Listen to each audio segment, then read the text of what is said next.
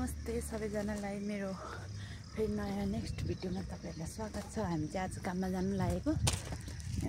बर्खा छ नि त। अस्तिको हैन हिजोको भिडियोमा यहाँ देखाएको थिएँ नि नाइट भ्यू। यहाँ यो 10 नम्बर पर्छ, यो कर्बरदेखि यता 10 नम्बर अनि त्यहाँदेखि उता 11 नम्बर पर्छ भनेको थियो नि। हामी चाहिँ 11 नम्बरमा काम गर्न जानु लागेको। अनि यो भयो हाम्रो फेमस बोधघाट रेस्टुरेन्ट। यो गाडीहरु यति बेला आउनुपर्ने है।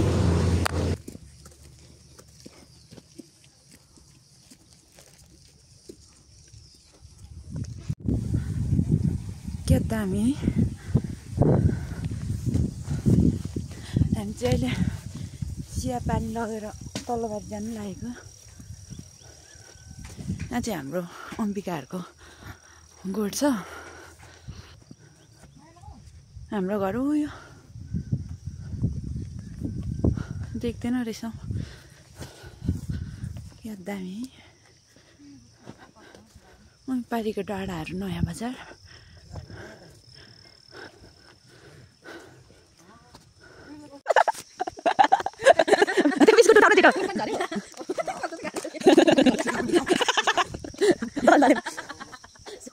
बिस्कुट फटायो नि, झोलै फटायो।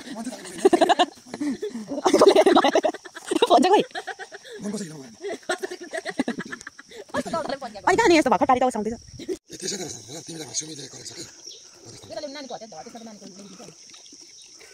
को लागि रेडी हुँदैछौँ। यहाँ माइला बाउ हुनुहुन्छ हिलोमा लडेर। केही बोल्नु न मेरो भ्लगमा। बोल्नु न।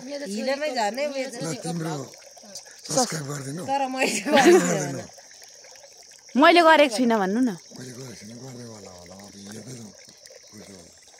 यो भने पुरानो घर माइला बाउहरूको अरे। यो हामी चाहिँ कति सालको अरे? यो 2023। अनि हामी चाहिँ यहाँनिर इस्कुसको मचान पातल भएर थप्नु आएको अहिले दिउँसो। यो चाहिँ हामीले अस्ति हिउँदामा फाडेको बारी। सबै घाँस पलाइसकेछ।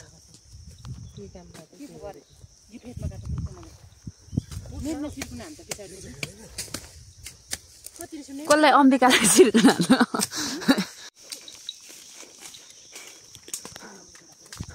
हामी चाहिँ यो परेङ काटेर उसारेर माथि मटनमा हाल्नुपर्ने। साथीहरू सबैजना काम गरिरहनु भएको छ। म चाहिँ भिडियो खिचिरहेको छु, उहाँहरू काम गरिरहनु भएको छ।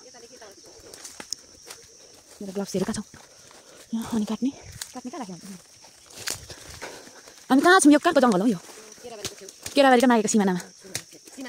सीमा क्षेत्रमा हामी काम गरिरहेको छौँ। पेम्पाक हुन्छौँ अरे साथीहरू।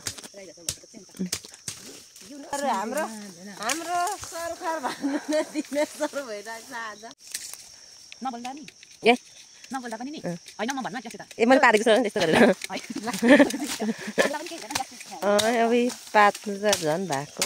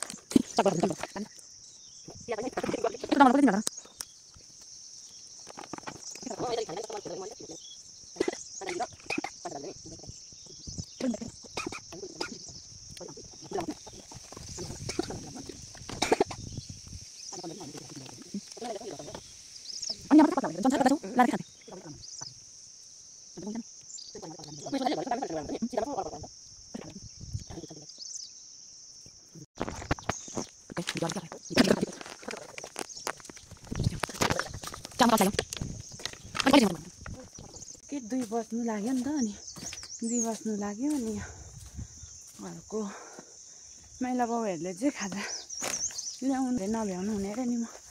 म चाहिँ खाजा लिनु जाँदैछु माथि घर होइन। निकै बेर लाग्छ भने 15 मिनट जति नै लाग्छ होला घर पुग्नु। अनि म चाहिँ तल्लो बारी तल्लो यो धुप्पीदेखि नि अलिक मुनि तल्लो बारीबाट चाहिँ खाजा लिनु जाँदैछु होइन। कति बेर मैले हिँडेको झन्डै 7-8 मिनट जति भइसक्यो होला। अनि म आधी बाटोमा आइसकेँ। अनि ल तल पुगेपछि देखाउँछु ल। तिम्रो सुखमा तिमी भन्दा बढी म रमाउनेछु। कस्तो दामी जग्गा नि के भन्नु काम गर्नु नगर्नु नगर्छ त्यस्तै छ है हाम्रो ठाउँ चाहिँ।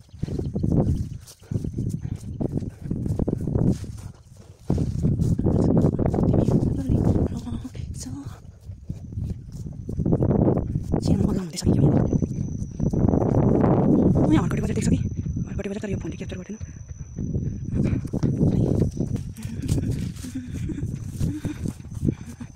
म बनायो फाइनल्ली घर देख्न थाल्यो।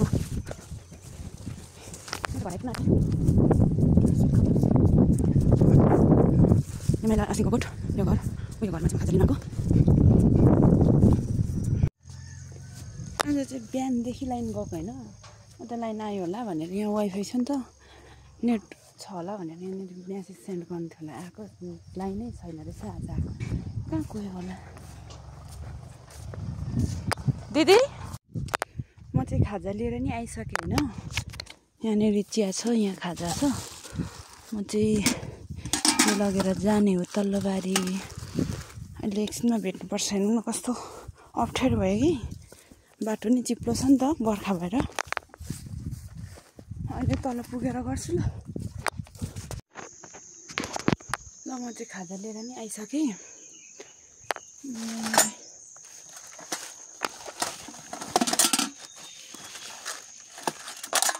चाबी छ चाबी लियो। ढोका खोलेर चाहिँ हामी भित्र बसेर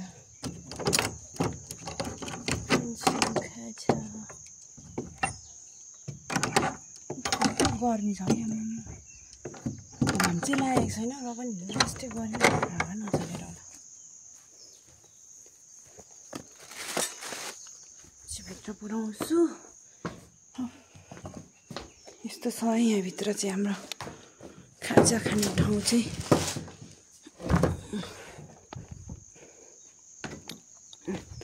हाम्रो केटीहरू नाना भाउजूहरू आउनु भएको फोन गर्छु ल।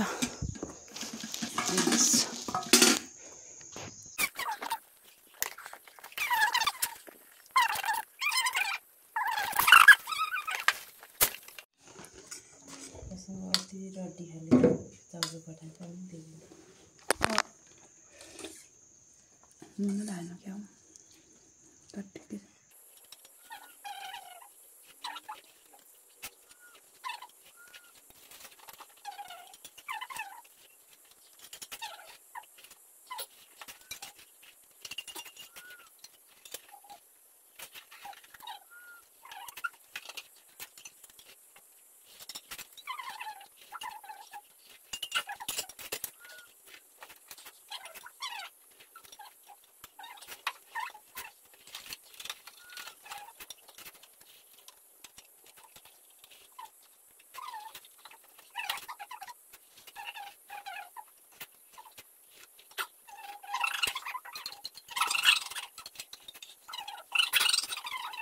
म चाहिँ घर आइपुगेँ कामबाट होइन।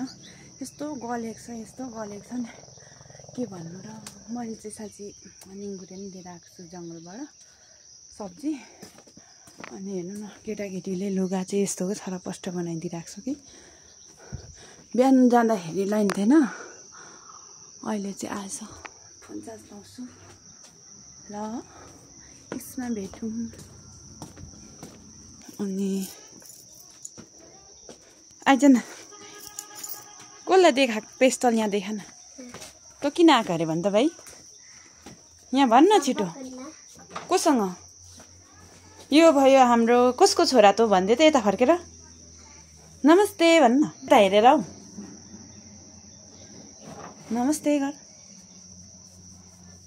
गर्न आचार्य लजाउँछ पो। यो त के भएको नि यो चाहिँ हाम्रो अन्दाको छोरा यो होमवर्क सिकाइ हो। एकछिन बस्ती गर ल म चाबी खोल्छु। पहिला नेट जोड्नु पर्यो। युमा आमा सेलतिर होला।